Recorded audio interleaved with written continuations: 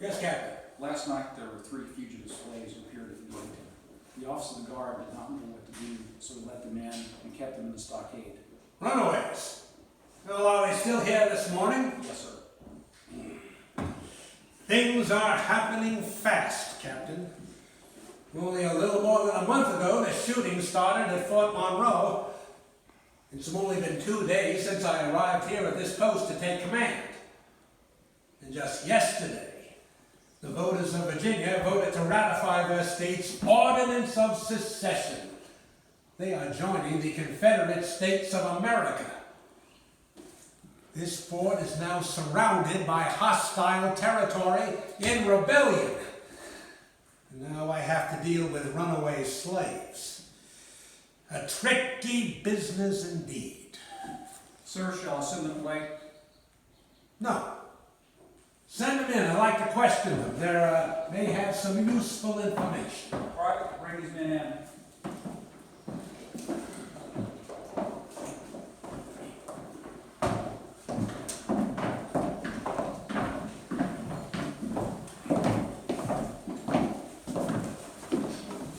This is Major General Benjamin Butler. We'll treat him with respect. Thank you, Captain. That'll be all. So, who are you men?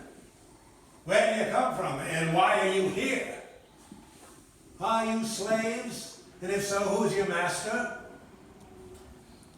Speak up. Don't be afraid. You will be treated fairly here. Shepherd Mallory, sir. We work for Charles Mallory on his farm over in Hampton. The military man told Master Mallory that he needs some slaves to work over at Sewell's Point, so he loaned us out to them. Frank Baker, sir.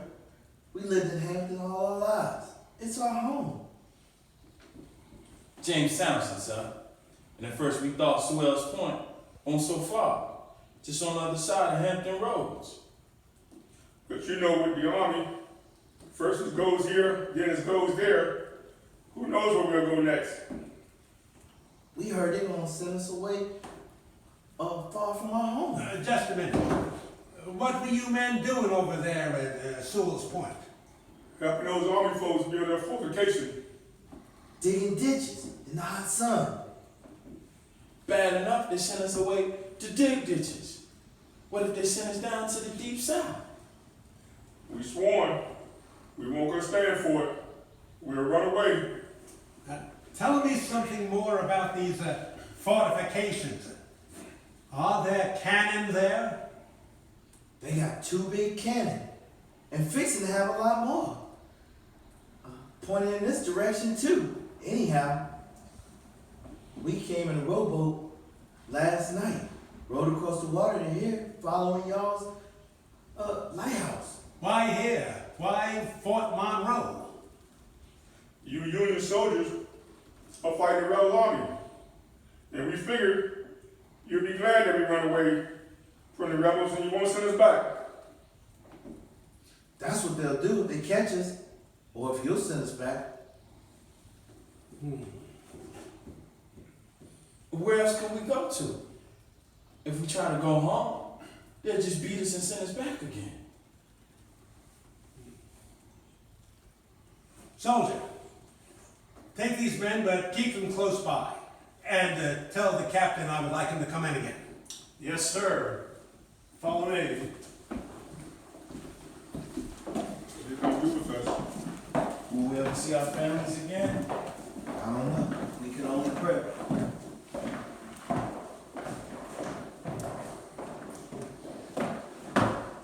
Yes, sir. Captain, what am I to do with these men? You know it's our government's official policy not to interfere with the institution of slavery in the states where it is legal. President Lincoln has conceded he has no power to do so. And besides, he does not want to antagonize those slaveholders in the border states. He needs to keep them in the Union. But these men have given me valuable military information. And I don't want to reward that by sending them back to their bondage. And I certainly do not want to send them back to Sewell's Point so they can go on building gun emplacements for those Confederates. Sir, respectfully, I believe you'll have to decide this sooner rather than later. There's a Virginia major, Virginia militia, John Carey, at the gate under a flag of truce, who wishes to talk to you. I believe talk about these fugitives.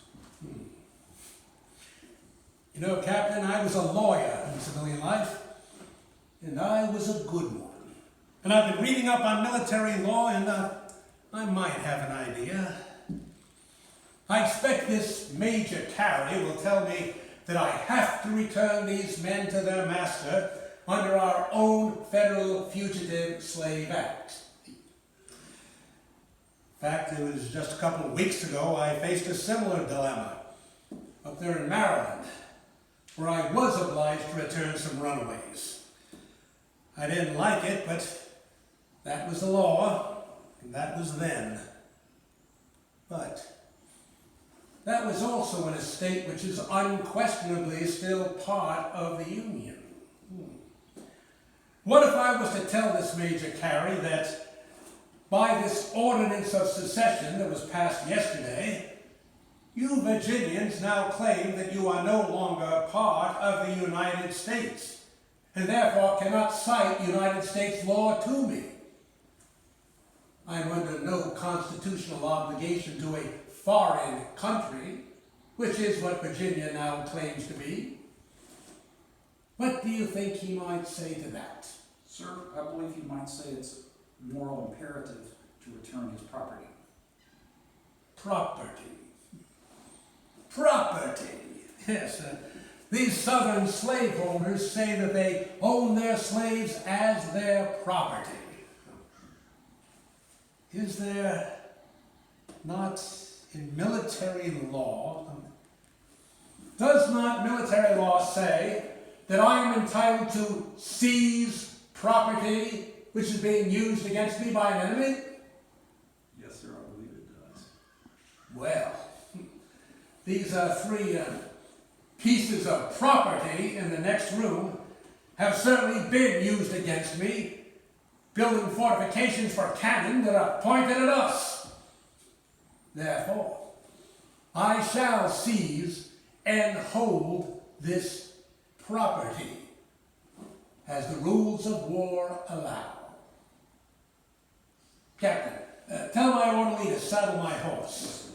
I am going to deliver a message to this Virginia gentleman.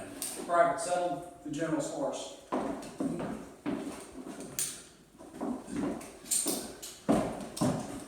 I only hope the Secretary of War agrees with what I'm doing.